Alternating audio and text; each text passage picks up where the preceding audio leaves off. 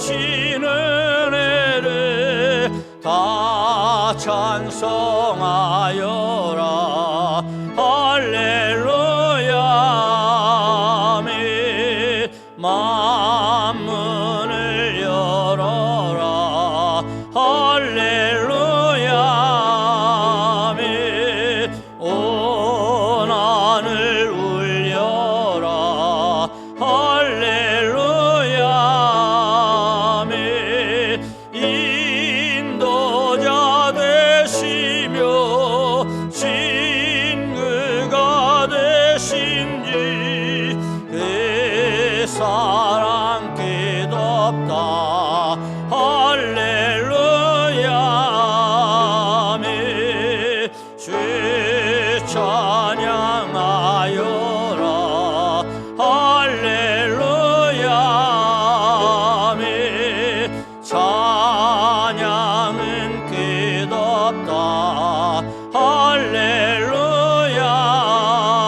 아멘. 거룩한 입에서 진청기리며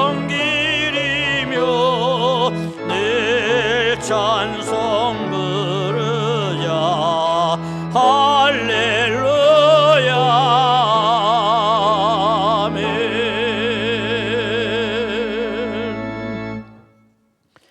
교독문 43번을 교독하겠습니다.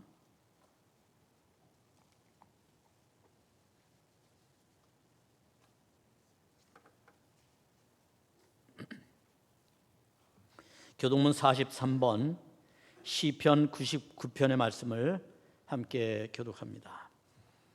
여호와께서 다스리시니 만민이 떨 것이요 흔들릴 것이로다.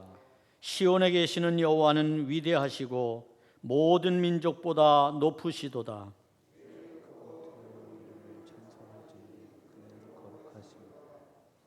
능력 있는 왕은 정의를 사랑하느니라.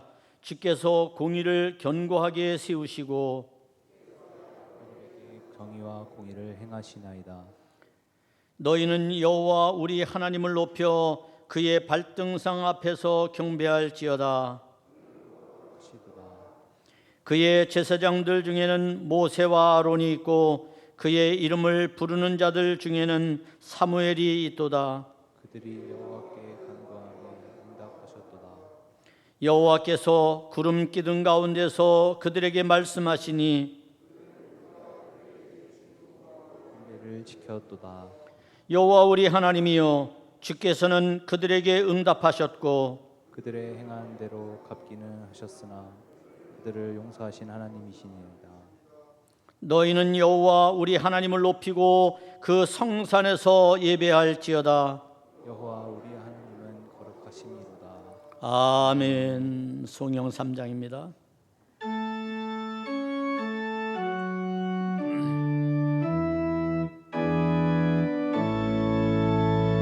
성부 성자와 성령 찬송과 영광 돌려보내시.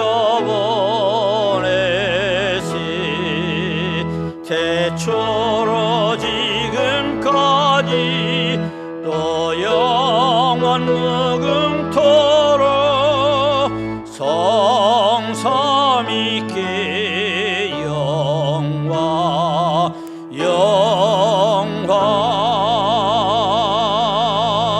아멘. 다 자리에 앉으시기 바랍니다. 네, 이 시간 기도할 때에 오늘의 기도를 황용익 장로님께서 기도해 주시겠습니다.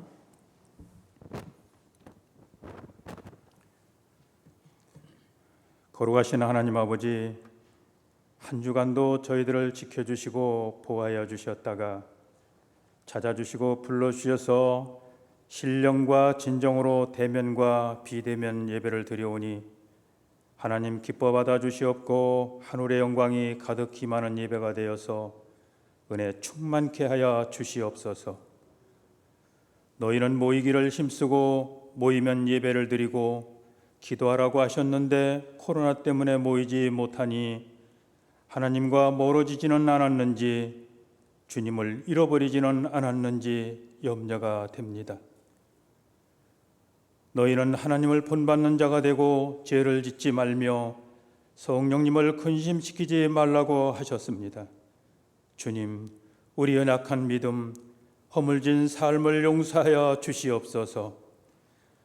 복음 전파 사명을 받아 예수 믿기 참으로 좋은 교회를 갈망하면서 출발한 교회가 창립 39주년을 맞이하며 특별 새벽 기도를 드리오니 온 성도가 참여할 수 있게 하여 주시옵소서. 초심을 회복케 하여 주시옵기를 원합니다. 교회는 성도가 차고 넘치게 하여 주시옵소서. 주님의 뜻이 실천하여 인천 성시화를 이룩하며 복음의 꽃을 피고 열매를 맺는 결실이 이루어지기를 간절히 기도드립니다. 또한 사람 나눔 행사로 투게더 39를 준비하였사오니 이웃과 온 가족이 함께 모여 화목하고 따뜻한 교제로 아름다운 교회 한 가족이 사랑을 나누는 시간이 되게 하여 주시옵소서. 내게로 오는 자는 목마르지 아니하고 약속하신 주님이시여, 담임 목사님 말씀을 들고 단에 서실 때 성령 충만케 하여 주시고 강건하게 하여 주시며 말씀을 삼하는 모든 성도들의 소망이 되게 하여 주시옵소서. 주님의 음성을 듣고 주님을 만나는 귀하고 복된 시간으로 주님 인도하여 주시옵소서. 우리가 주의 자녀답게 살아갈 수 있는 담대한 믿음을 주시며 하나님 사랑하는 마음이 더 깊어지게 하여 주시고 오직 주님만 바라보게 하여 주시며 주님의 온전한 뜻이 삶의 역사 속에 이루어져서 날로 날로 성숙하게 하여 주시옵소서. 너는 내 아들이라 내가 너희를 붙들어 주리라고 약속하신 주님이시여, 두려워 떠는 심령들을 위로하여 주시옵고 하루속히 코로나를 이 땅에서 완전히 멸하여 자유로이 예배드릴 수 있게 하여 주시옵기를 주님 간절히 기도하옵니다. 병마로 고통 중에 있는 성도님들 주님께서 찾아가 주시고 위로하여 주시고 치유하여 주시옵기를 간절히 기도드립니다. 하나님, 이 나라 지도자들이 하나님의 백성을 가벼이 여기지 않게 하여 주시옵소서. 하나님 나라의 교회를 두려워하고 하나님을 경외하는 마음을 주셔서 백성을 귀하게 여기며 국민을 사랑하여 하나님 나라의 평화로운 질서가 이 땅에 가득히 임하게 하여 주시옵소서. 주님, 우리 교회 가정들은 아름다운 믿음의 가정이 되게 하여 주시옵고 위로로 어버이를 섬기고 아래로 어린이를 사랑하며 온 가족이 아버지 집에 찾아들게 하여 주시기를 원합니다. 오직 주님만을 모시고 사는 믿음의 복된 가정으로 인도하여 주시옵소서. 우리 자녀들이 진리의 말씀을 붙잡고 분별력과 통찰력으로 악에 미혹되지 않도록 붙잡아 주시옵기를 간절히 기도드립니다. 주님, 우리가 이전에 들어올 때 많은 염려와 걱정으로 무거운 발걸음하였습니다.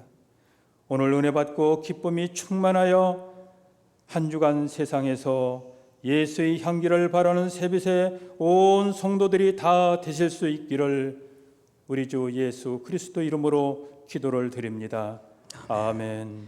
나는 전능하신 아버지 하나님, 천지의 창조주를 믿습니다. 나는 그의 유일하신 아들 우리 주 예수 그리스도를 믿습니다. 그는 성령으로 잉태되어 동정녀 마리아에게서 나시고 본디오 빌라도에게 고난을 받아 십자가에 못 박혀 죽으시고 장세된 지 사흘 만에 죽은 자 가운데서 다시 살아나셨으며 하늘에 오르시어 전능하신 아버지 하나님 우편에 앉아 계시다가 거기로부터 살아있는 자와 죽은 자를 심판하러 오십니다. 나는 성령을 믿으며 거룩한 공교회와 성도의 교제와 죄를 용서받는 것과 몸의 부활과 영생을 믿습니다. 아멘.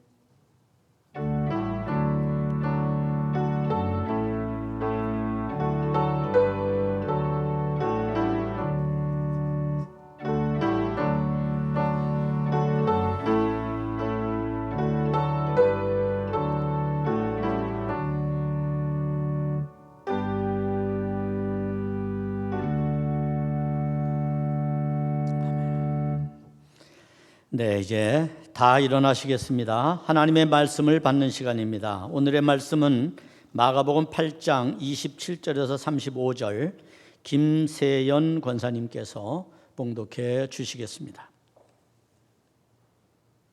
예수와 제자들이 빌립보 가이사라 여러 마을로 나가실새 길에서 제자들에게 물어 이르시되 사람들이 나를 누구라고 하느냐. 제자들이 여짜와 이르되 세례 요한이라 하고 더러는 엘리야 더러는 선지자 중에 하나라 하나이다. 또 물으시되 너희는 나를 누구라 하느냐.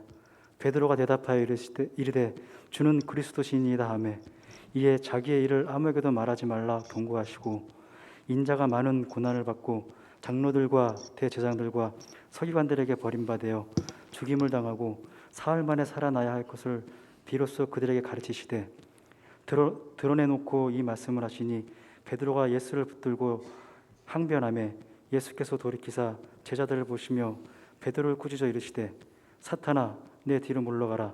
내가 하나님의 일을 생각하지 아니하고 도리어 사람의 일을 생각한도다 하시고 무리와 제자들을 불러 이르시되 누구든지 나를 따라오려거든 자기를 부인하고 자기 십자가를 지고 나를 따를 것이니라.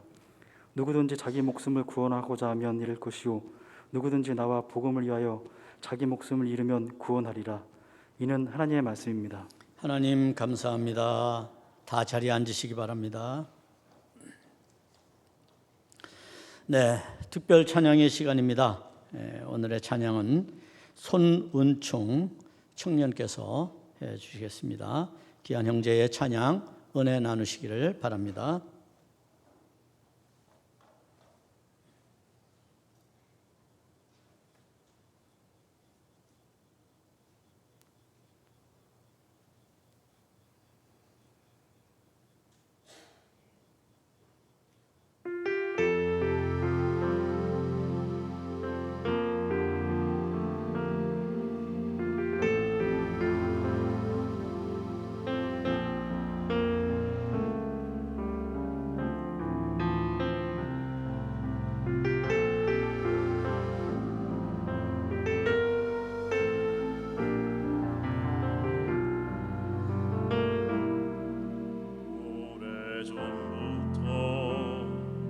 날 모르는 내 안에 깊은 절망 아무 희망도 어떤 기대도 내게 없는데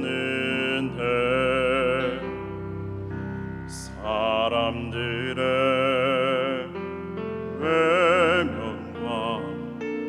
날 거절하는 눈빛 아픈 상처로 짙은 어둠으로 깊이 빠져만 가는데 어디선가 내게 들리는 하나님 아들 주님 이야기 그분이라면 그의 옷자락이라도 내 마지막 소망이니 주님을 만났네. 옷자락에서 전해지는 사랑 내게 임한 주님의 능력 날 놓는 아픔의 근원을 고치셨네. 날 바라보시네.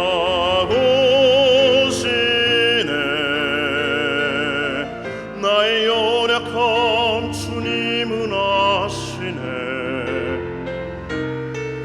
깊은 절망에서 날 자유케 하신 사랑 나 찬양해.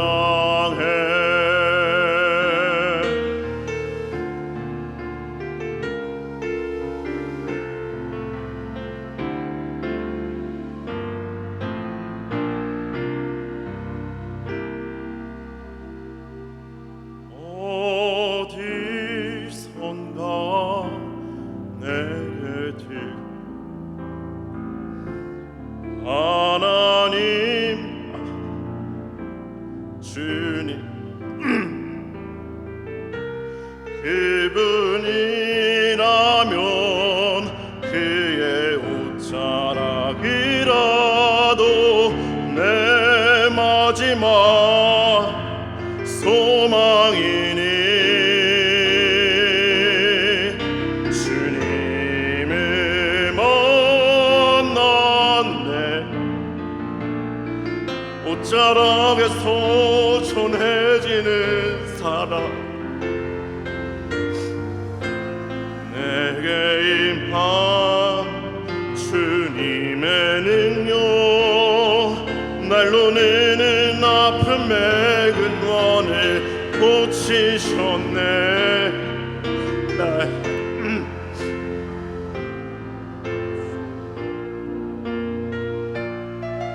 나의 연약함 주님은 아시네. 깊은 절망에서 날 자유케 하신 사랑 나 찬양해.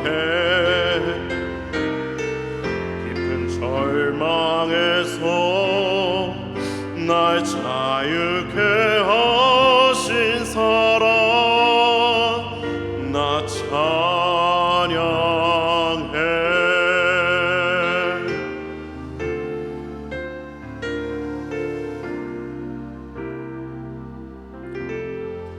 네, 할렐루야. 할렐루야. 여러분 하나님을 찬양합니다. 네, 감사합니다. 찬양의 은혜가 돼서 스스로 이렇게 목이 메이는 그런 상황이 나타났습니다. 여러분 주님께서 여러분도 마음도 치료하시고 어루만지시고 또 이 시간 위로해 주시기를 간절히 바랍니다. 우리 집 옆사람과 인사의 교제 나눕니다. 사랑합니다. 축복합니다. 우리 함께 인사 나누겠습니다. 네, 오늘 여러분과 함께 나누게 될 귀한 말씀은 그 제목이 하나님의 일과 사람의 일이라는 그러한 제목의 말씀입니다.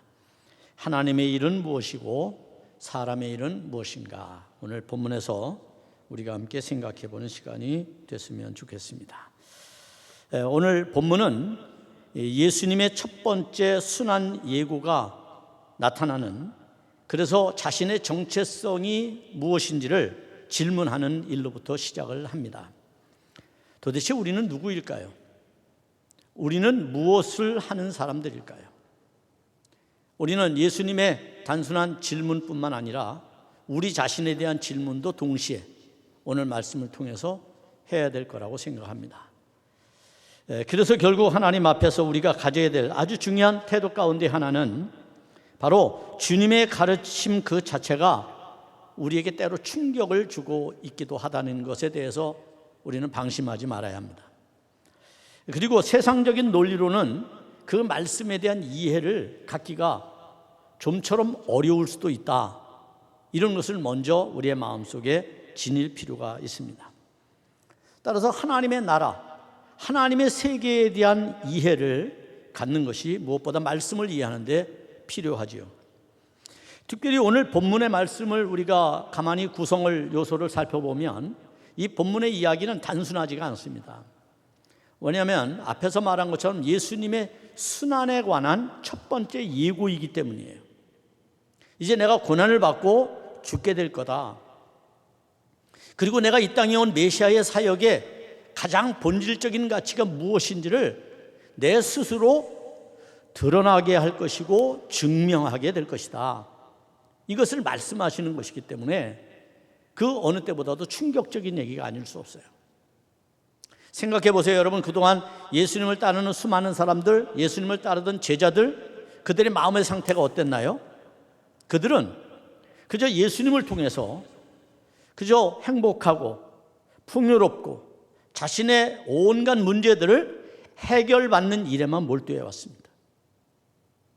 그것이 그들이 지닌 어떻게 보면 주님을 따르는 욕구의 표현이었어요. 오병이의 기적을 일으킬 때 예수님을 왕 세워서 편안하게 살고자 했죠. 그러나 예수님은 이것조차도 거부하십니다. 그러니까 예수님께서 지금 말씀하시는 것은 그러한 무리들과 제자들의 태도에 대하여 지금 질문하고 있는 겁니다. 나의 바른 정체성, 예수 그리스도를 알 때 나의 바른 정체성을 이해할 수 있다. 내가 지금 누구를 따르고 있는가? 내가 지금 누구와 함께 하고 있는가? 무엇을 지향하고 무엇을 추구해 가고 있는가? 이런 질문을 주님이 하고 계시는 거죠. 그런데 그 말씀을 하시면서 그 가르침을 하면서 특별히 이 배경이 놀랍습니다. 어디에서 지금 말씀을 전합니까? 빌립보 가이사라라고 하는 곳에서 말씀을 전합니다. 예수님이 때로 씨를 뿌리는 비유를 할 때에는 농부들 앞에서, 그리고 자신이 목자됨을 증명하실 때에는 양들 앞에서 그렇게 말씀하셨어요. 그런데 이번에는 빌립보 가이사라라고 하는 곳에서 예수님께서 자기의 순환에 관한 말씀을 첫 번째로 하고 있다는데, 그 배경적인 설명을 우리가 놓지 말아야 합니다. 그것을 우리가 잊어버리고 다른 곳에 집중하게 될 때, 예수님이 왜 하필이면 이 장소에 와서 이런 말씀을 하셨을까라고 하는 것에 대한 감정이입이 쉽게 일어나지 않게 되는 거죠. 그뿐만 아닙니다. 오늘 본문의 말씀에서 우리가 정말 예수 그리스도의 메시아의 본질이 뭔지를 우리가 깨닫는 것이 중요합니다. 이제 예수님은 자신의 단순한 순환이 그냥 의미 없는 것이거나 힘이 없어서 당하는 순환이 아니라 그걸 위해서 이 땅에 오셨는데, 그 목적이 무엇인가? 바로 메시아성을 증명하는 거라고 말씀합니다. 즉 예수님께서 십자가를 지시는 사건, 그리고 죽으시는 사건은 스스로 내가 메시아임을 입증하는 사건이라는 거예요. 그리고 나를 따르는 제자들, 그들이 가져야 될 아주 중요한 신앙의 태도, 그 신앙의 태도가 무엇이냐 하면 그게 바로 하나님의 뜻 가운데 하나님의 뜻을 이루는 것, 그러기 위해서 하나님의 역사가 그들 안에서 펼쳐지고 나타나는 것, 그것을 원하고 있다는 겁니다. 그러니까 제자들도 이 예수님의 순환에 대하여 단지 예수님께서 고난을 당하시겠구나, 예수님께서 십자가를 지시겠구나 라고 하는 것에 그치지 말고, 너희들도 내가 너희에게 주고자 하는 그 생명의 본질, 우리의 입장에서 보면 영생에 관한 것을 얻어야 된다, 그런 얘기예요. 내 의로움을 위해서, 내가 뽐내기 위해서 내 십자가를 지는 것은 의미가 없다는 거예요. 그래서 오늘 본문은 이와 같은 사실들을 전개시켜 나가는 여러 요소들을 우리가 볼 수가 있습니다. 그러면 우리가 가장 먼저 짚고 넘어가야 할 것이 있다면 그게 빌립보 가이사라라고 하는 이 지역에 관한 것입니다. 이 지역은 매우 정치적이고 종교적인 지역이었습니다. 당시 이스라엘의 문화는 누구에게 종속되어 있었습니까? 그들의 문화는 로마에 종속되어 있었습니다. 로마가 제국이 되어 그들을 다스린 거죠. 그러니까 로마가 단지 지배만 하는 것이 아니라 로마의 문화, 그리고 로마의 종교, 이런 것들을 이스라엘 백성들 안에 갖다 심고 있는 일들을 하고 있었던 거예요. 그런 문화적인 배경을 가지고 오늘 이 빌립보 가이사라라고 하는 곳을 보면 매우 충격적인 것입니다. 원래 이곳은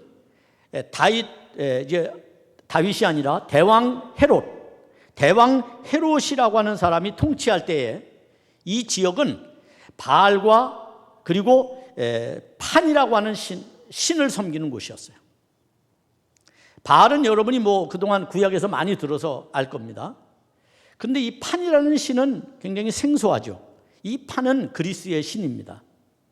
이 판은 물의 신입니다. 물의 신. 우리가 샤머니즘을 할 때, 샤머니즘을 여러분 우리가 옛날 귀신을 섬기고 이럴 때 말입니다. 여러분 풍요의 신을 추구하잖아요. 풍요의 신. 그래서 무엇이 우리보다도 오래 살고 무엇이 우리보다도 견고한가, 바위돌이 견고하고 나무가 더 우리보다 오래 살 몇백 년씩 산 나무, 그런 데 가서 우리가 빌고 절을 하고 소원을 비는 일들이 얼마나 많았어요. 그 중에 하나가 우리가 정한수를 떠놓고 그리고 비는 거였어요. 마치 이것도 물의 신과 같은 역할을 하고 있었다고 볼 수가 있어요. 당시 이스라엘은 물이 많이 부족한 나라입니다. 물이 아주 귀한 나라죠. 그런데 이 빌립보라 가이사라고 하는 이 지역은 물이 아주 풍부했습니다. 그 지역에는 헐몬산이라고 하는 게 있습니다. 백두산보다 더 높은 헐몬산이 있어요. 그곳에 만년설이 있습니다. 그 만년설에 빙하가 녹으면서 물을 흘려보내는데 그 물이 갈릴리 호수로 들어가죠. 가보면 장관입니다. 다른 곳엔 물이 없어서 물을 끌어다가 써야 되는데 여기는 물소리가 얼마나 웅장하게 들리는지 그 폭포가 이루 말할 수 없이 장관을 이룹니다. 뭐 우리들에게는 신비감이 없겠죠. 뭐 우리나라는 뭐 삼천리 강산이 다 물이 넘쳐나는, 예전에 보면 그러한 곳이었으니까요. 그런데 이 지역은, 이스라엘이라고 하는 땅은 건조한 땅이기 때문에 물이 없습니다. 그런데 이곳에는 유독 물이 많습니다. 물이 많다고 하는 것은 어떤 겁니까? 살림이 울창하게 자라고 곡식이 잘 자라고 풍요를 이루는 땅을 의미해 주는 것이죠. 그래서 이것을 하나의 신적인 섭니다 이렇게 생각을 해서 그곳에다가 신전을 세워가지고 그들이 제사를 지내기 시작했는데, 이때 대상이 누구냐 하면 바알신과 판신이었다는 거예요. 그런데 이제 헤롯의 아들 빌립이라는 사람이 왕이 됩니다. 그리고 너무 은혜가 고맙잖아요. 그래서 이 은혜를 어떻게 갚을까 생각한 겁니다. 왜냐하면 당시 로마는요 분권 정치를 많이 했습니다. 그래서 황제가 왕을 세웁니다. 분봉왕이라고 말하죠. 각 지역마다 왕을 세웁니다. 그래서 그 왕으로 하여금 나라를 통치하도록 한 것이죠. 이때 이 지역의 왕이, 이스라엘 지역의 왕이 누구냐? 바로 헤롯이었고, 헤롯 다음으로 왕이 된 사람이 헤롯의 아들 필립이 바로 왕이 된 거예요. 이 빌립, 그가 왕이 되고 난 다음에 하나의 거대한 공사를 시작합니다. 그 공사가 바로 뭐였느냐면 로마 황제를 신으로 숭배하는 그러한 신전을 짓기 시작한 거죠.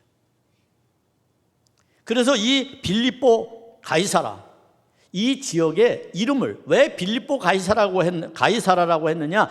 자기의 이름과 황제의 이름을 따서 이 지역을 빌립보 가이사라라고 붙인 거예요. 자, 이쯤 되면 오늘 이 말씀이 우리에게 무엇을 말하는지 우리가 어느 정도 감을 잡을 수 있어요.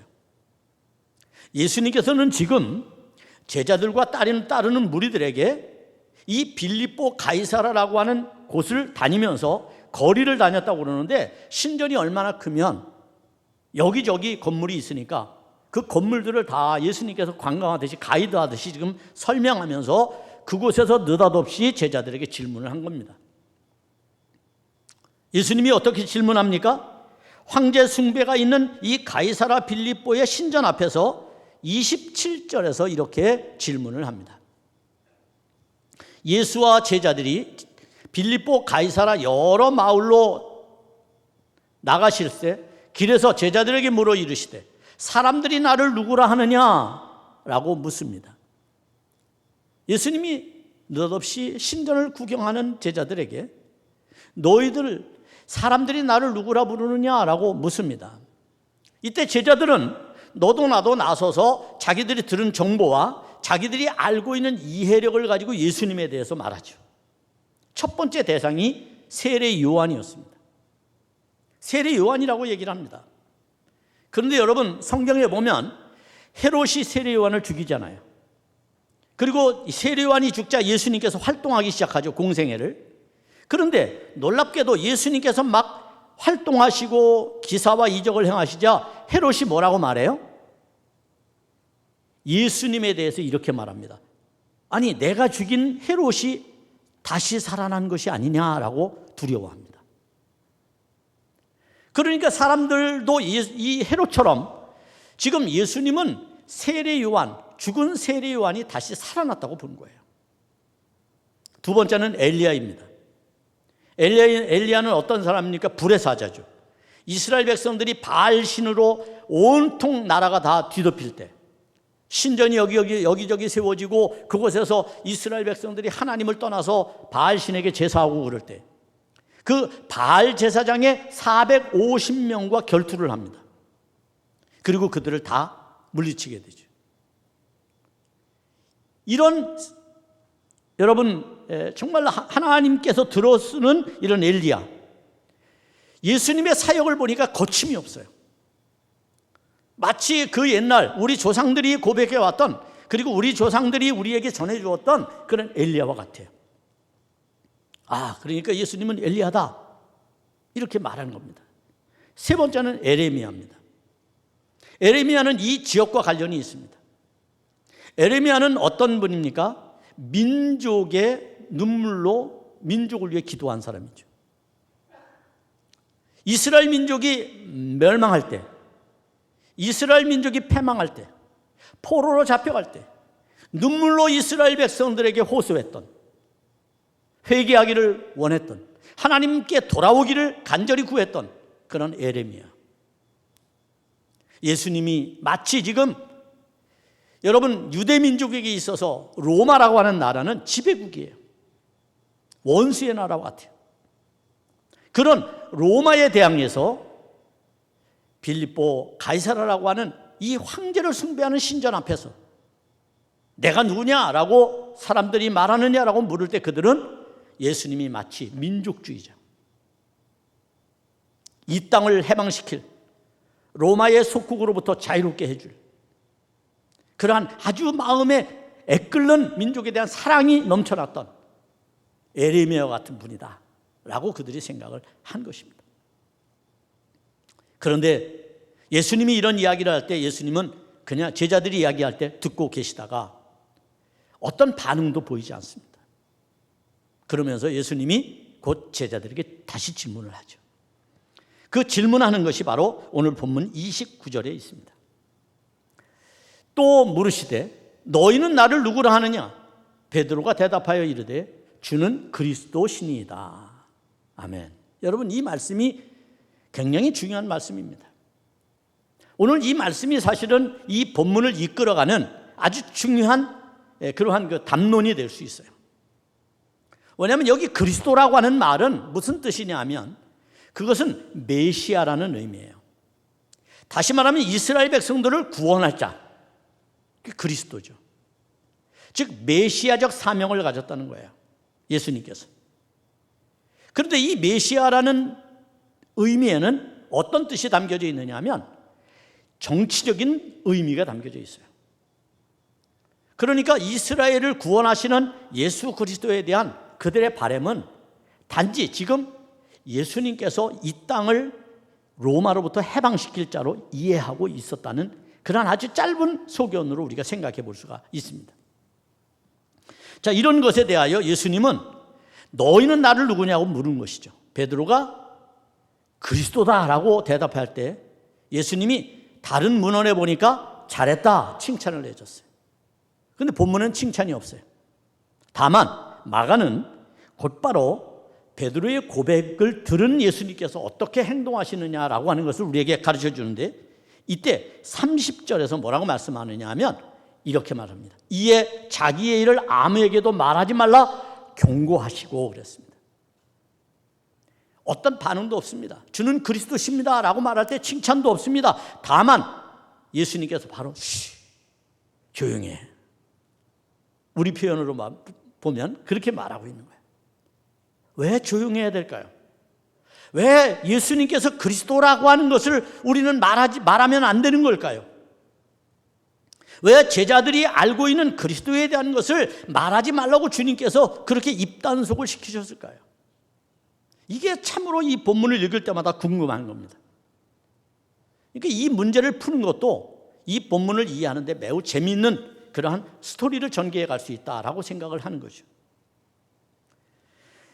예수님은 스스로 베드로가 주는 그리스도입니다라 할 때 난 아니야 라고 거부하지 않았습니다. 그러면 예수님은 인정했다는 겁니다. 그러면서도 동시에 아무에게도 말하지 말라고 입단속을 시켜 경고합니다. 왜 그러셨을까요? 우리가 마가복음에서는 그 이유를 잘 알기가 어렵습니다. 그런데 마태복음을 가면 우리가 어느 정도 문맥을 통해서 이해할 수가 있습니다. 그 문맥을 통해서 아는 것은 바로 뭐냐면 예수님께서 십자가를 지시고 부활할 때까지 아무에게도 내가 메시아인 걸 말하지 말라는 부탁으로 들을 수 있습니다. 다시 말하면 내가 메시아인데 내 스스로 메시아라고 하는 것을 입증할 때까지, 증명할 때까지 너희들은 조용하라는 겁니다. 왜 조용해야 될까요? 방금 전에 제자들이 말했던 것처럼 예수님에 대한 오해가 있을 수 있기 때문입니다. 오병이의 기적에는 무리들이 예수님을 왕 삼으면 이스라엘이 부강한 나라가 될 거라 생각했잖아요, 여러분. 먹고 사는데 아무 지장이 없을 거라고 생각했잖아요. 그런 것처럼 기적을 행하면 그 기적을 행하는 표적을 보면서 사람들은 거기에 몰입하게 되고 예수님을 보지 않아요. 기적을 일으켜서 병이 나면 그것으로 끝나고 만족하는 거예요. 자, 이런 문제들이 당시 제자들의 그림자 속에도 있었어요. 제자들 예수님을 따라다니면서 어떻게 했어요? 도토리 키재기 했죠. 누가 크냐? 누가 높으냐? 누가 예수님 우편에 앉을 거냐? 이런 등등에 대한 이야기들을 자기들끼리 다투며 많이 했어요. 자, 그러니 예수님이 볼 때 아직 저들이 메시아라고 하는 증명이 어떻게 되는지를 알지 못하고 그리스도라고 말하게 될 때에 사람들은 이 그리스도에 대한 오해를 하게 된다는 거예요. 그래서 내가 스스로 그리스도라고 하는 것을, 내가 스스로 메시아라고 하는 것을 증명할 때까지 너희는 침묵을 지키라는 겁니다. 그래서 그런가요? 여러분, 제자들 어떻게 행동했습니까? 예수님 돌아가시자 베드로는 3번씩이나 예수님 부인하고요. 다른 제자들은 예수님이 돌아가시자 뿔뿔이 흩어져서 생업으로 돌아가 버리고 말았어요. 메시아에 대한 바른 이해를 못한 거예요. 그런데 부활하고 나서 예수님이 그들을 만나자 어떤 변화가 일어났나요? 그때부터 그들은 예수님과 죽기로 결심을 하는 진짜 제자들이 돼버리고 맙니다. 이전까지는 완전한 제자가 아니었습니다. 그런데 예수 그리스도의 죽음과 부활을 보고 난 이후에 그들은 이것이 메시아의 역사구나, 이것이 메시아가 인류를 위해 구원할 메시아로 이 땅에 오신 하나님의 아들이시구나 라고 하는 걸 그들이 믿게 되고 그들이 예수님을 따르게 되고 결국 순교까지 이르게 되는 거고, 오늘 우리에게까지 복음이 전해지는 놀라운 역사가 나타나게 된 겁니다. 여러분, 오늘 이러한 베드로 칭찬받을 만합니다. 그리스도를 알고 있었으니까요. 예수님이 그리스도라고 하는 것을 알고 있었으니까요. 그런데 여러분 보십시오. 베드로 어떻게 행동합니까? 예수님께서 31절부터 32절에서 순환을 예고하시자 이렇게 반응합니다. 33절입니다. 예수께서 돌이키사 제자들을 보시며 베드로를 꾸짖어 이르시되 사탄아, 내 뒤로 물러가라. 내가 하나님의 일을 생각하지 아니하고 도리어 사람의 일을 생각하는도다 라고 말합니다. 여기서 오늘의 말씀의 제목을 가지고 왔습니다. 하나님의 일은 뭐고 사람의 일은 뭘까요? 여러분, 조금 전까지만 해도 예수님이 그리스도라고 하는 것을 얼마나 멋지게 베드로가 고백했습니까? 그런데 얼마 시간이 지나지 않아 그 찰나의 시간에 베드로는 뭐가 되어 있습니까? 사탄이 되어 있습니다. 백직장 하나 같아요. 여러분, 우리의 믿음이라고 하는 것은요, 백직장 하나 같아요. 뒤집으면 너무 쉽게 뒤집혀요. 우리의 믿음이 견고한 것 같지만 사실은 그렇지 못해요. 마음 하나에, 감정 하나에, 그리고 어떤 사건 하나에, 또 어떤 현상이나 어떤 일들 하나에 넘어갈 때가 너무 많다는 거예요. 금방 예수님을 그리스도라고 고백했던 베드로는 자기 안에 갇혀서 예수님이 순환을 당한다고 말하자 그럴 수 없습니다. 예수님, 우리가 왜 세상 걸 다 버리고 주님을 쫓았는데요?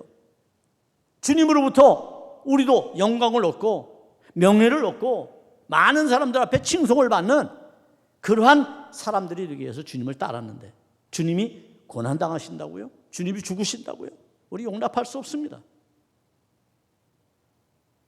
어쩌면 이게 우리의 신앙인지도 모릅니다. 그래서 침묵하라고 하는 겁니다.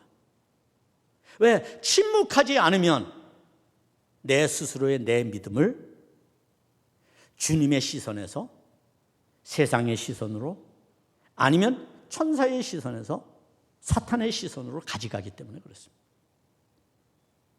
이것은 참 가슴 아픈 일이에요. 이런 일들이 우리 안에서 늘 존재할 수 있다는 게 우리의 실존입니다. 그래서 우리는 연약한 자들인 거죠. 베드로의 행동에 대한 몇 가지 해석이 있습니다. 주석가들에 의하면 베드로의 행동은, 첫째로 베드로는 예수님의 엄청난 고난에 대한 언급을 통해서 메시아의 역할에 대한 다른 이해를 가지고 있었다는 것을 알게 됩니다. 즉 다시 말하면 예수님을 통해 영광과 영예를 가진 것으로 메시아를 인식했는데 가만히 보니까 메시아는 순환을 당해야 된다는 거예요. 그걸 베드로는 잊고 있었습니다. 두 번째, 베드로는 예수님을 메시아와 동일시하지만 메시아의 역할에 대한 아무런 개념도 가지고 있지 못했다는 거예요. 그래서 오히려 예수님에 대한 사랑으로 예수님의 뜻에 대항하여 논쟁을 벌였던 것이죠. 우리 이렇게 할 때가 종종 많습니다. 세 번째, 베드로는 메시아가 누구인지 알고 있었음에도 불구하고 오히려 예수님의 뜻보다 자신의 견해를 우월하게 여겨서 예수님의 뜻을 무시해버리는, 그리고 즉각적으로 오만함을 보이는 그러한 태도가 베드로에게 있었다는 거예요. 그래서 베드로는 결국 사탄이라는 소리를 듣게 된 것입니다.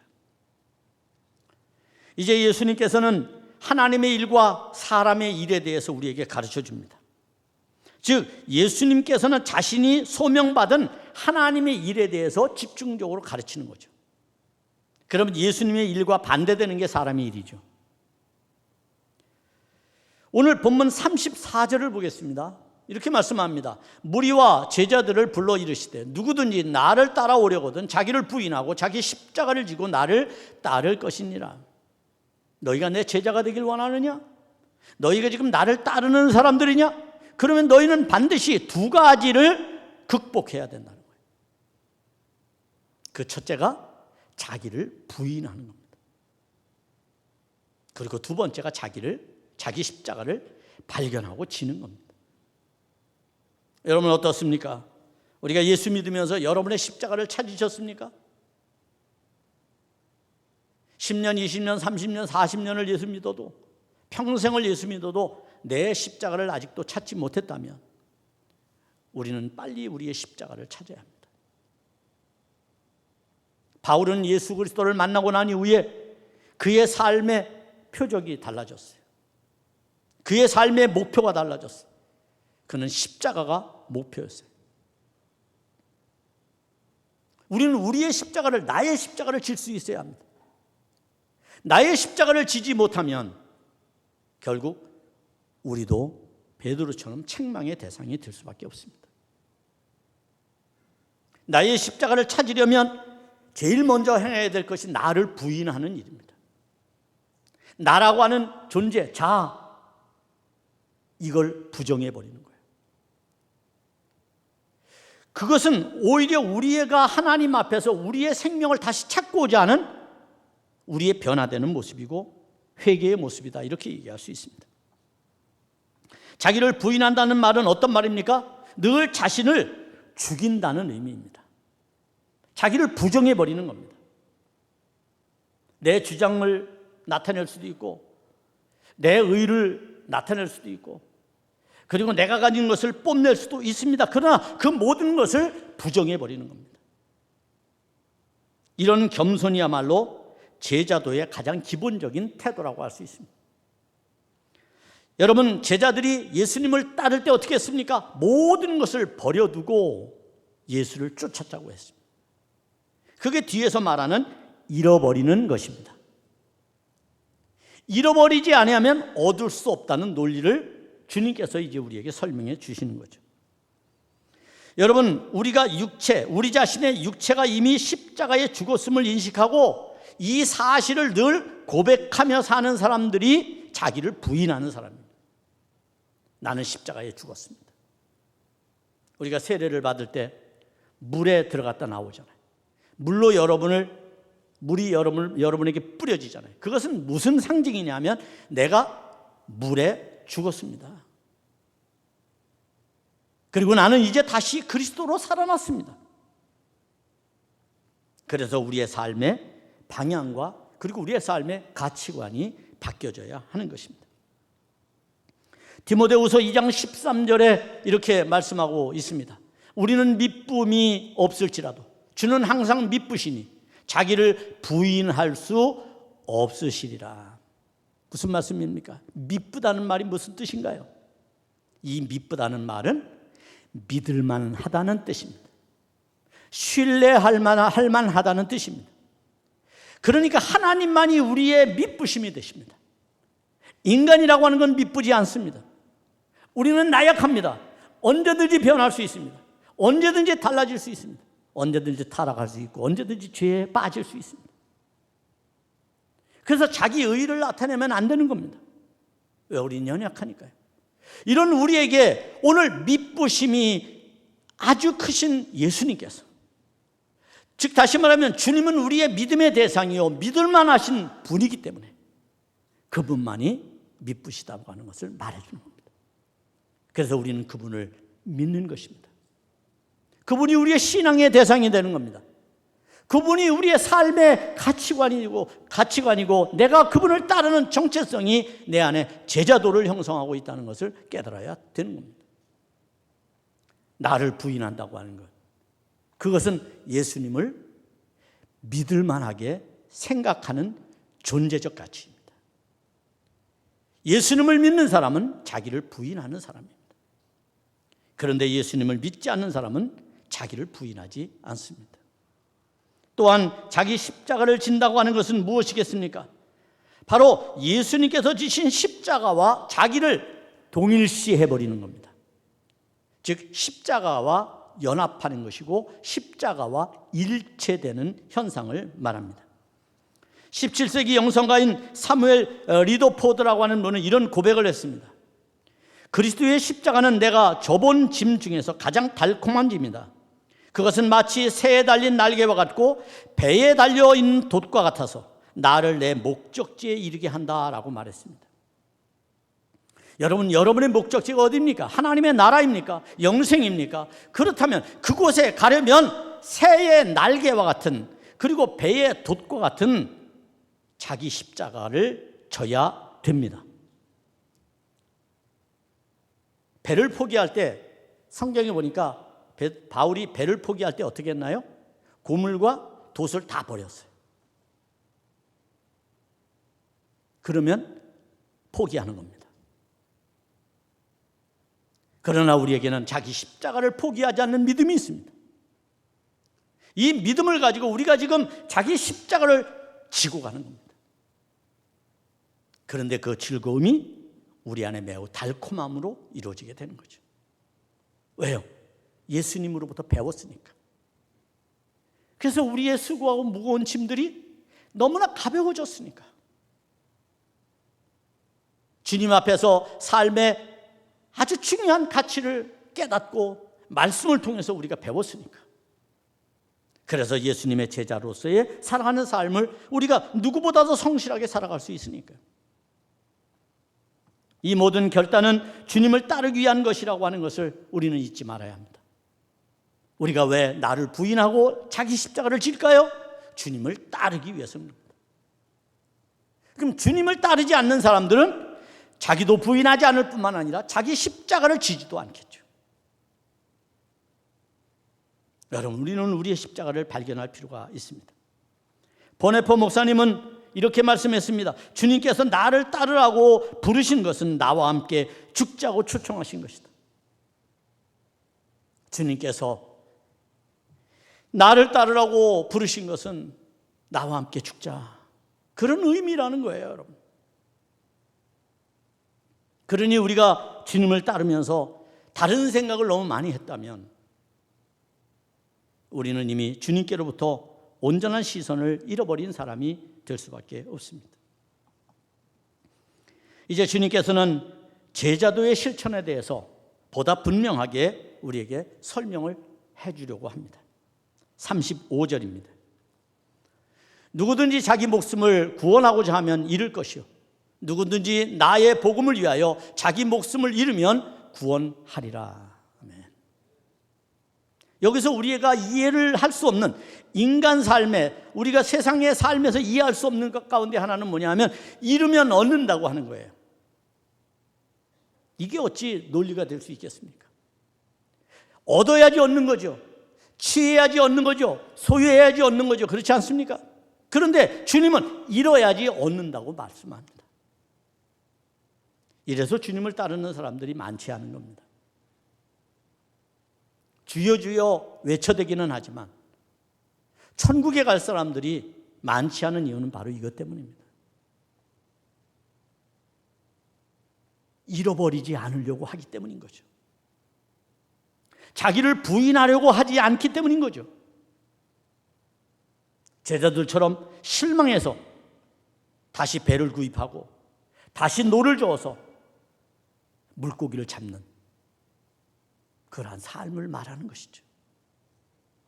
끝까지 예수님을 따르지 못하는 것, 내 생각과 다르다고, 내가 그동안 신앙생활 해온 것과 다르다고, 정말 진리의 말씀 앞에서 우리는 쉽게 모든 것을 포기해버릴 때가 너무 많은 겁니다.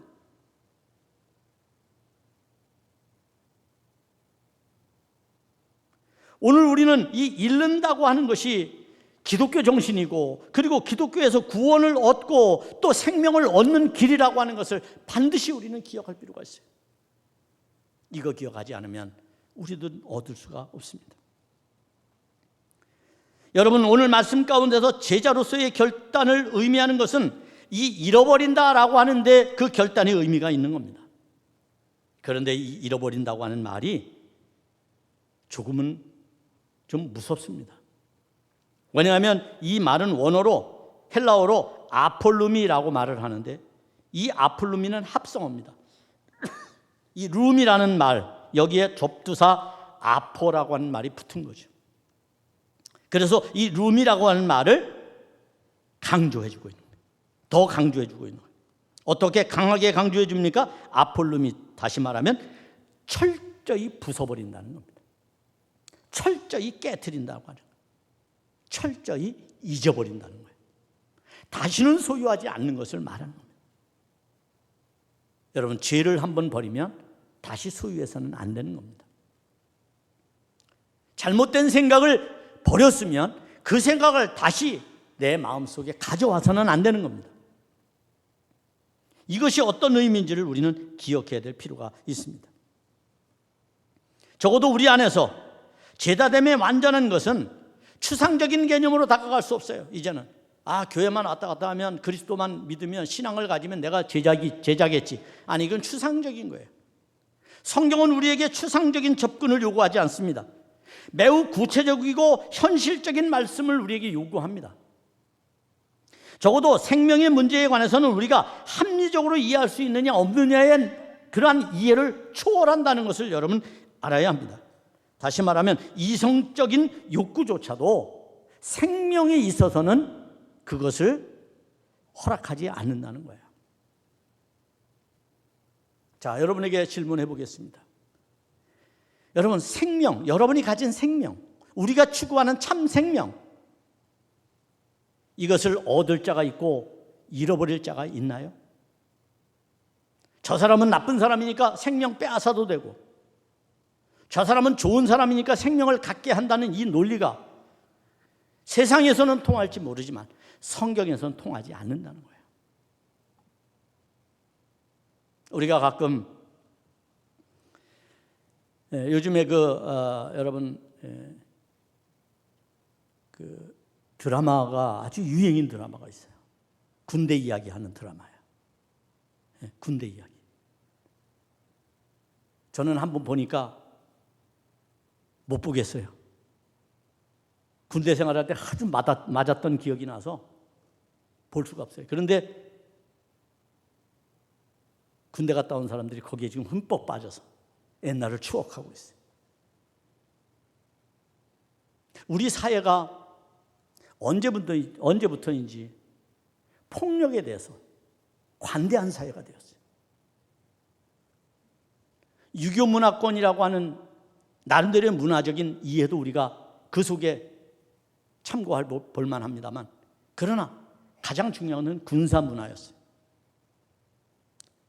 전쟁이 나고 분단이 되면서부터 서로 강한 애국심을 키워줘야 된다는 미명 아래, 어떻게 보면 전쟁과는 아무 관련이 없는 사람들을 집단 이지매하고 폭력을 행하는 정당한 공간으로 군대가 이용이 되었어요. 그래서 때리는 것이 습관적이었어요. 저도 어릴 때 아버님이 군대 가는 걸 보고, 군대 갔다 오고 난 다음에 아버님이 변한 걸 제가 봤어요. 군대 가기 전에는 저에게 손찌검을 하나도 안 하셨고 벌도 안 줬어요. 근데 군대 갔다 와서 툭 하면 벌을 주셔요. 눈밭에 가서 엎드려 있기도 하고요. 왜 그런지 몰랐어요. 제가 군대 가보니까 알겠더라고요. 근데 그게 습관이 돼서 오늘날 우리의 삶에서 자녀들을 폭력하고 사람들 때리고, 그 폭력을 보고 자란 아이는 또 학교에 가서 친구를 때리고 약한 자를 괴롭히고, 이런 일이 생기는데 가끔 이야기를 들어보면 이런 이야기가 들려요. 아, 이게 맞을 짓 했네. 정말 여러분의 양심에 묻겠습니다. 맞을 짓이 있습니까? 그러면 사회 법이 왜 필요합니까? 헌법이 왜 필요합니까? 도덕이 왜 필요합니까? 때리면 되는 거죠. 세상에 맞을 짓은 없습니다. 우리가 잘 기억할 필요가 있어요. 그러므로 믿음이라 생명이라고 하는 것은 추상적인 개념으로 접근할 수가 없는 거예요. 여기에는 완전한 진리가 있는 거예요. 구원의 본질이 바로 이거예요. 생명을 얻는 것 말입니다. 왜 이뤄야 합니까? 생명을 얻기 위해서. 왜? 생명에 대해서 오늘 성경은 이렇게 말씀합니다. 37절입니다. 36절입니다. 사람이 만일 온 천하를 얻고도 자기 목숨을 잃으면 무엇이 유익하리요? 로마 황제가 되면 뭐합니까? 그에게 생명이, 참 생명이 없는데요. 쓸데없다는 겁니다, 예수님. 그러므로 참 생명을 얻는 것이 필요합니다. 이 생명을 얻기 위해서 우리는 진리와 구원으로 향해서 나가는 것이고, 그게 신앙입니다. 말씀에서 계시된 하나님의 섭리와 뜻, 그 뜻에 예하고 순종하는 것, 그것이 우리가 해야 될 신앙의 참 모습입니다. 사랑하는 성도 여러분, 복음의 순종은 참 생명을 얻기 위해서 자기를 부인하는 것으로부터 시작됩니다. 그리고 그 생명은 그리스도에게 있어서 영생이라고 말할 수가 있습니다. 오늘 우리 그리스도인들은 이 영생을 얻기 위해서 애쓰는 것입니다. 그 참 생명을 얻는 것이 영생입니다. 육체적 차원에서의 생명이 아니라 영생을 기준으로 해서 생명을 생각하는 것이 그리스도인의 생명관입니다. 따라서 영생지향적 생명만이 참 생명이라고 할 수가 있습니다. 여러분이 얻고자 하는 생명은 어떤 겁니까? 이 땅에서 얻는 것입니까? 이 땅으로 끝나는 것입니까? 이 땅으로 만족하는 겁니까? 참 생명은 영원성을 가져야 한다는 것입니다. 이를 위해서 우리는 자기 십자가를 지고 주님을 따라야 하는 것이죠. 그것이 바로 생명을 얻는 참된 구원으로 우리를 인도하게 될 것이고, 그 구원된 우리가 하나님을 만나고 주님과 함께 천국에서 누리게 되는 삶을 얻게 될 것입니다. 찬양합니다. 하나님의 사랑이 영원히 함께하리. 십자가의 길을 걷는 자에게, 순교자의 삶을 사는 이에게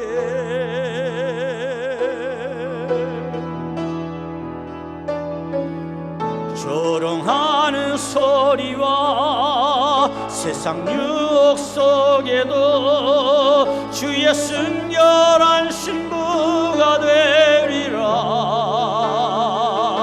내 생명 주님께 드리리. 우리 두 손 들고 다시 한번 합니다. 하나님의 사랑이 영원히 함께하리. 십자가의 길을 걷는 자에게 순교자의 삶을 사는 이에게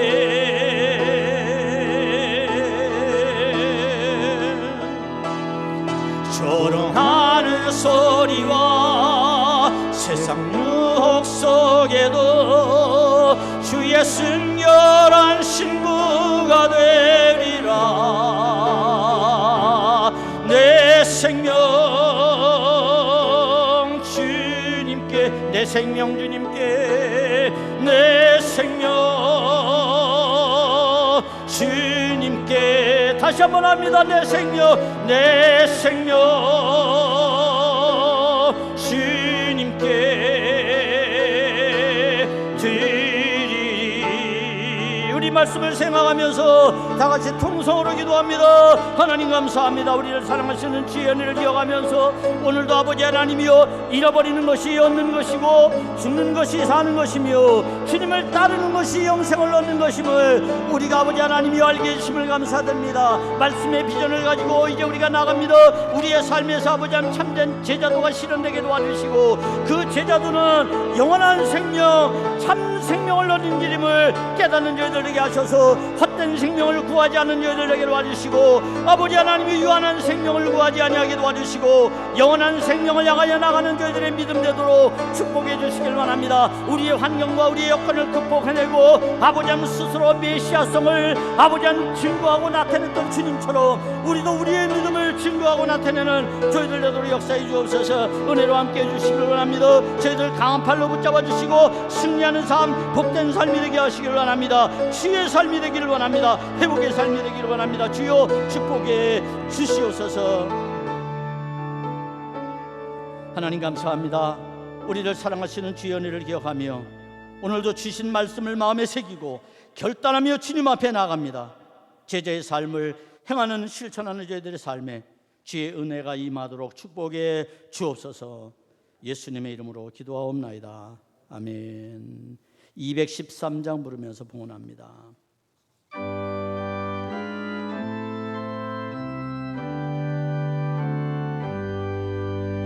나의 생명 드리니 주여 받아주소서. 세상 살아갈 동안 찬송하게 하소서. 손과 발을 들이니 주여 받아주소서. 주의 일을 위하여 민첩하게 하. 3절입니다. 나의 보화 드리니 주여 받아주소서. 하늘 나라 위하여 주 뜻대로 쓰소서.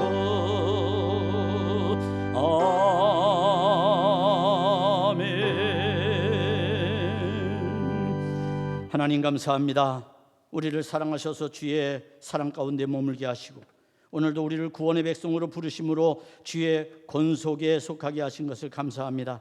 하나님 나라 백성으로 참 생명을 추구하는 저희들, 오늘도 주님 앞에 귀한 예배로 예배자의 입장에서 하나님께 예배를 드리며 귀한 예물을 주님께 봉헌합니다. 하나님 이 예물을 받아 주시기를 원합니다. 흠양하시되 주님의 약속과 언약이 성취되게 도와 주옵소서. 우리의 생업에 복을 주시기를 원합니다. 사업이 잘 되게 하시고 직장이 든든하게 하시며 저희들이 경영하고 바라는 행사가 주님 앞에서 풍성한 열매를 맺도록 주여 축복해 주시옵소서. 우리에게 건강을 주시기를 원합니다. 육체가 건강하게 하시고 아버지 하나님 정신과 영혼이 건강하도록 주님 은혜를 베풀어 주옵소서. 우리의 가정을 축복하시사 아버지 하나님 행복한 가정이 되게 해주시되 부모 형제가 잘 되고 자녀들이 잘 되는 복을 허락해 주옵소서. 하나님 주의 교회 또한 이 시대적 사명을 감당하여 하나님 앞에 참된 생명을 추구해가는 교회가 되도록 인도해 주시옵소서. 예수님의 이름으로 간절히 축복하며 기도하옵나이다. 아멘. 교회 소식 나누겠습니다. 주보를 참고해 주시기 바랍니다. 오늘은 성령 강림후 제16주가 되는 주일입니다. 교회 연합주일로 지키고 있습니다. 2021년 한마음 특별 새벽기도 세 번째 드리는 특세입니다. 내일부터 시작이 됩니다. 금요일까지. 여러분께 부탁드리는 것은 우리가 주님을 따르는 것, 그것은 우리의 희생 없이는 따를 수가 없습니다. 시간의 희생, 잠의 희생, 이런 것들이 우리가 좀 필요합니다. 그래야지 새벽에 나올 수 있습니다. 한 주간만 여러분에게 부탁합니다. 저녁 모임도 좀 줄여주시고요. 일찍 집에 가셔서 주무시고 새벽에 나오는 것이 여러분의 영적인 것을 회복하고 하나님 앞에서 영원한 생명을 소유하는 것이라는 사실을 깨닫고 우리가 이 새벽기도에 함께해 주시기를 부탁드립니다. 이번에는 이 교구가 임사를 맡아서 수고해 주십니다. 이 교구 되시는 분들은 함께 자기가 어느 날 어느 순서에 뭐가 있다는 것을 잘 기억하시고 자발적으로 여러분이 빠짐없이 참여해 주시면 감사하겠고요. 여러분 먼 거리에서 오실 때 혹 교통편이 부족하다면 여러분이 이 카풀을 좀 신청해 주시면 그다음에 저희가 연결해 드리도록 그렇게 하겠습니다. 아무튼 이 한마음 특세, 우리 새벽교회가 39주년을 앞두고 한마음이 되자라고 하는 그런 의미에서 드리는 새벽기도니까 여러분이 꼭 참여해 주시기를 부탁드립니다. 새벽 5시부터 시작인데 4시 여러분 한 반 40분까지 오시면 찬양과 함께 시작될 것입니다. 여러분이 꼭 그렇게 해주시기 바랍니다. 또 하나는 새벽교회 39주년 특별 행사로서 투게더 39를 진행해 갑니다. 이것은 공동 만찬입니다. 공동 만찬.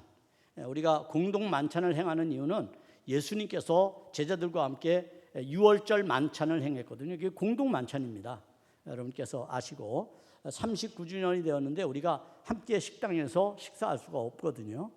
그래서 여러분 가정마다 다 흩어져서 우리가 동시대에 똑같은 우리가 식사 시간을 가지고 하자는 것인데요. 이미 여러분 주문을 다 하셨어요. 혹시 빠지신 분은 오늘 주문해 주시고요. 식사도 이미 다 준비가 되어 있습니다. 어떻게 하면 여러분에게 좋은 식사를 제공해 드릴까 해서 그동안 여선교회와 선교부에서 많은 노력을 했습니다. 여러분이 그 일에 여러분들이 감사한 마음을 가지고 혹 여러분이 상품을 받아보시고 그것에 대해서 우리가 정성으로 준비한 거니까요. 우리 교회에서 준비할 수가 없어서 의탁한 것이니까 여러분들이 그렇게 이해를 해주시면 고맙겠습니다. 5시에 식사 준비를 하고요. 다음 주일날입니다. 그리고 5시 반부터 제가 이제 영상으로 이 축사, 소위 말하면 식사 기도를 할 겁니다. 그리고 나서 함께 식사를 시작하는 것입니다. 여러분 그렇게 참고해 주시고 식사 가운데는 또 상품을 주는 퀴즈도 있고 그러니까 여러분 즐겁게 이 식사에 참여해 주시면 감사하겠습니다. 그뿐만 아니라 여러분 우리가 이 식탁을 나눈 데 있어서 다음 주 19일 날은 가정에서 한 분은 꼭 교회 오셔야 됩니다. 그래서 식사를 받아가시면 좋을 것 같아요. 빠지신 분은 교회에서 나눠드리도록 그렇게 하겠습니다. 그리고 여러분 이 줌을 해야 되는데 줌을 잘 우리가 지금 모르고 있잖아요. 우리가 지난주에 영상으로 보여줬는데 오늘 다시 보여줄 수가 없어요. 시간이 많이 가서. 끝나고 난 다음에 여러분 그 자리에 앉아 계시면 이제 우리 부목사님이 나오셔서 여러분들에게 이 줌을 어떻게 설치하는지 설명을 해드릴 겁니다. 그래서 오늘 여기서 핸드폰 꺼내가지고 설치를 하고 돌아가시면 좋을 것 같습니다. 뭐 어렵지 않습니다. 여러분 간단하니까 할 수 있습니다. 관리부에서 만수지역으로 주일날 차량 봉사하실 분들을 봉사자를 찾습니다. 여러분 혹시 시간 되시는 분들, 특히 제가 볼 때는 젊은 분들이 신청해 주시면 좋을 것 같아요. 우리가 봉사를 하는 것이 우리 안에 굉장히 영성, 경건의 훈련을 하는데 굉장히 좋습니다. 여러분이 참여해 주시기를 부탁드립니다. 예배부, 교육부, 목회실 광고 참고해 주시고요. 총여선교에서 광고를 드립니다. 회장님들, 각 여선교회 회장님들 오늘 개사회에 참여해 달라는 거예요. 내일 개사회 13일 날 개사회가 있습니다. 은파교에서 10시 30분에 시작을 하니까 아마 우리 교회에서는 아마 10시쯤 가지 않을까 생각을 하는데요. 여러분 참여해 주시기를 바랍니다. 교회 헌금 계좌 여러분께서 꼭 기억해 주시기 바랍니다. 이제 다 일어나시겠습니다. 458장 부르겠습니다.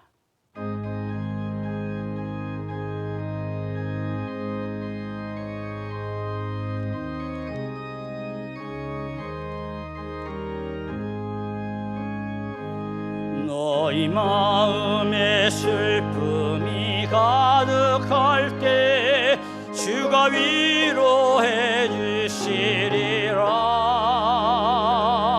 아침 해같이 빛나는 마음으로 너 십자가 지고 가라.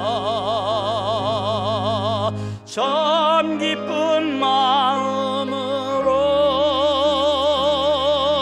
십자가 지고 가라. 내가 기쁘게 십자가 지고 가며 슬픈 마음이 위로받네. 때를 따라서 주시는 은혜로서 가란 심령의 힘을 얻고 주가 언약한 말씀을 기억하고 너 십자가 지고 가라. 참 기쁜 마음으로 십자가 지고 가라. 내가 기쁘게 십자가 지고 가며 슬픈 마음이 위로받네. 내가 맡은 일 성실히 행할 때 주님 앞에서 상 받으리.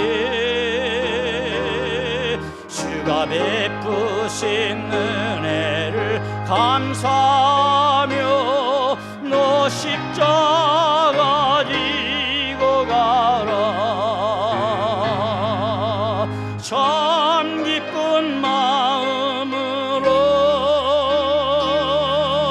십자가 지고 가라. 내가 기쁘게 십자가 지고 가면 슬픈 마음이 위로받네.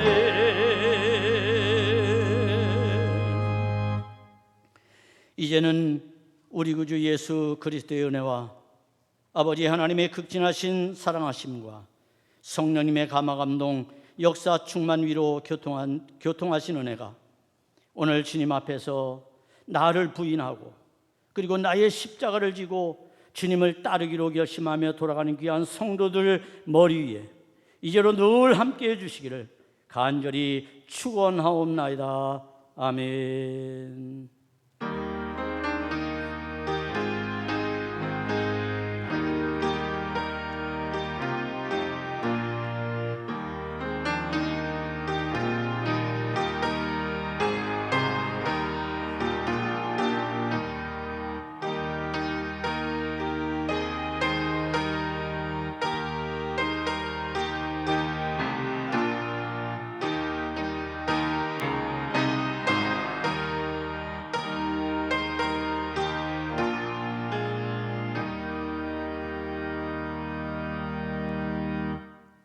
네, 우리 성도님들 안녕하세요. 저 문진수 목사입니다.